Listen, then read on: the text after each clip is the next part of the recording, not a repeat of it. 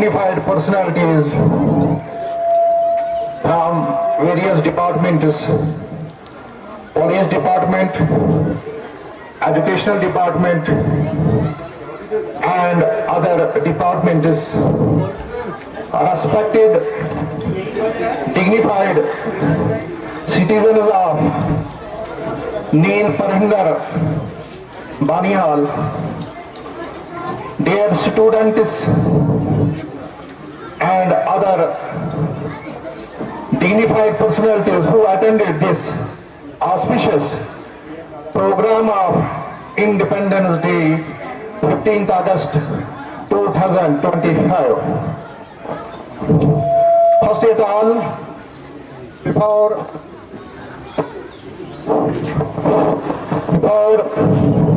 saying some words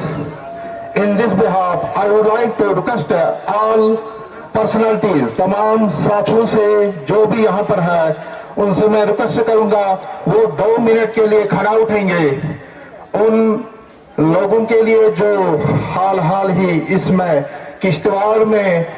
एक नागहानी आफत के तहत आए, जो भी ये सोच रहे थे कि हम 15 अगस्त को मनाएंगे, तमाम 2 मिनट के लिए खड़ा उठेंगे please.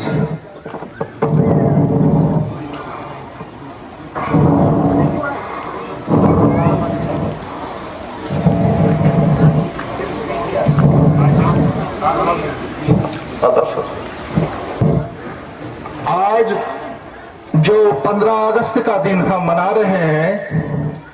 this calls and reminds us the sacrifices of those sons of the country who shed their blood in order to get free this country from the clutches of British government. बरतानिया government ने 200 साल पहले जो हमारे मुल्क में एक कब्जा रखा हुआ था, तो उन मायानाज हस्तियों ने इस मुल्क की जो भी हस्तियां थी, जो भी लीडर थे, जो भी सिपाही थे, जो भी लोग थे, जिन्होंने अपना खून का कतरा बहाया और बहाकर इस मुल्क को बरतानिया साम्राज्य से आजाद करवा दिया, और हम इस वक्त आजादी की लहर और आजादी का दिन देख रहे हैं। I salute all those people who shed their blood for the freedom of this country. Now the question is why the people of India became ready to get freedom of this country from the clutches of British government. अगर हम जरा तारीख को देखेंगे कि हमारे मुल्क पर कौन सा जुल्म हो रहा था, जिस जुल्म की वजह से हिंदुस्तान के मायानाज लोग अपना खून बहाने के लिए, चाहे वो महात्मा गांधी जी थे, चाहे वो जवाहरलाल नेहरू थे, चाहे वो शहीद भगत सिंह थे, चाहे सुभाष चंद्र बोस थे,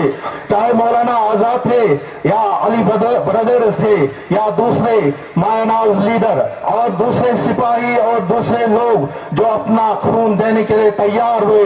लेकिन इस मुल्क को साम्राज्य से, बरतानिया के साम्राज्य से आजाद करवा दिया।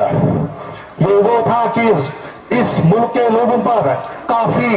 जुल्म होता था, कोई जॉब नहीं मिलता था, यहाँ से जो हमारे मुल्क के रिसोर्सेस थे वो बहुत कम कीमत पर बेचे जाते थे, उनकी मार्केटिंग बहुत कम थी, जबकि बरतानिया से आने वाले जितने भी प्रोडक्ट थे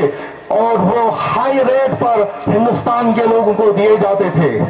हिंदुस्तान के लोगों को कोई इज्जत नहीं होती थी अंग्रेजों के सामने, और with the result the people of India they became ready to sacrifice themselves in order to get free this country from the clutches, from the oppression of British government. तो हिंदुस्तान के मायानाज सपूतों ने जो एक खून का कतरा देने के लिए वो तैयार हुए, महज इसलिए कि हमारे मुल्क पर जुल्म होता था। आज के वक्त में जो हम ये Tiranga flag that we have hoisted this auspicious moment, हमें इसके बारे में पता होना चाहिए। ये झंडा जो है ये क्या है, ये कितना कीमती है, जिसमें सैफरान कलर भी है, जिसमें व्हाइट कलर भी है, जिसमें ग्रीन कलर भी है, जो अपनी जगह ट्रूथ, प्रॉस्पेरिटी, सैक्रिफाइस और हर लिहाज से अपना अपना माने रखता है। ये वो फ्रीडम फाइटर था, that freedom fighter was from Andhra Pradesh, जिसने डिजाइन किया इस फ्लैग को, जिसको हम आज जो है यहाँ पर लहराते हैं। जो अभी हमारे बच्चों ने यहाँ पर नेशनल एंथम गाया, that was composed and written by this Rabindranath Tagore in Bengali language.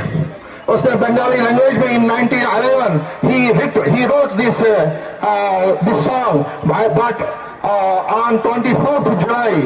1950 this was adopted as the national anthem of India, Jana Gana मन, जो हम यहाँ पर पढ़ते हैं। इस जन गण मन में क्या है? हिंदुस्तान की सरजमीन, हिंदुस्तान के दरियाओं, हिंदुस्तान के पहाड़ों, हिंदुस्तान के लोगों के लिए एक जाति और इसके आनर में इसकी तारीफ रविंद्रनाथ टैगोर ने लिखी है। और हर एक ऑफिशियल जो भी ऑफिशियल मूवमेंट होगा, जो भी ऑफिशियल तकरीब होगी, उस मौके पर इस नेशनल एंथम को गाया जाता है। लिहाजा हमें चाहिए, ये इंडिपेंडेंस डे हम क्यों मनाते हैं? In order to create the patriotic spirit, patriotic environment among our new generation. हमारी जो नई पौध है, हमारे जो बच्चे हैं, इनको पता होना चाहिए आज के वक्त हम जो ये आजादी का दिन मनाते हैं, ये कोई डेट नहीं है, ये तारीख नहीं है, बल्कि ये तारीख का एक अजीम एक दिन है, जिस दिन हमारा मुल्क जो है वो आजाद हुआ। आप बच्चों को ये पता होना चाहिए, हुब्बुल वतनी निस्फुल ईमान, अपने वतन के साथ मोहब्बत करना, अपने वतन के साथ वफादारी करना, वो एक ईमान का जूझ है।